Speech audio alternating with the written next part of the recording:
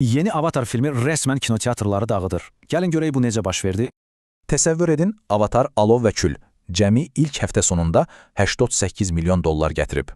Bu rəqəm onu birbaşa ilin zirvəsinə qaldırır. Avatar hələ də gücünü saxlayır, hə? Yaxşı, bəs bu rəqəm müasir dövrdən niyə bu qədər önəmlidir? Məsələ ondadır ki, bu uğur tamamilə fərqli bir əyləncə mühitində əldə olunub. Streaming platformaları ilə rəqabəti nəzərə alsaq, bu həqiqətən də böyük işdir. Və düşünün ki, bu ilk filmdən düz 15 il sonra baş verir. Yaxşı, bəs bu uğurun sirri nədədir?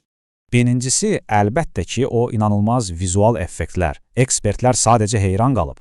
Amma təkcə texnologiya deyil, güclü hekayəsi həm fanatların, həm də tənqidçilərin ürəyincə olub. Film macəra və dərin ekoloji mesajları möhtəşəm şəkildə birləşdirir. Amma bu qələbə təkcə bir filmə aid deyil, bütün sənaye üçün bir siqnaldır. Bu göstərir ki, böyük filmlər hələ də insanları evdən çıxarıb kinoteatra gətirə bilir. Yəni, bu uğur sübut edir ki, epik hekayələrin gücü hələ də böyükdür. Ən maraqlısı isə odur ki, bu uğur gələcək filmlər üçün həyəcanı daha da artırır. Yekun olaraq bütün bunlardan çıxan əsas nəticə nədir? Bu zəfər kinonun gələcəyi ilə bağlı böyük bir sual yaradır. Sizcə necə? Bu belədir?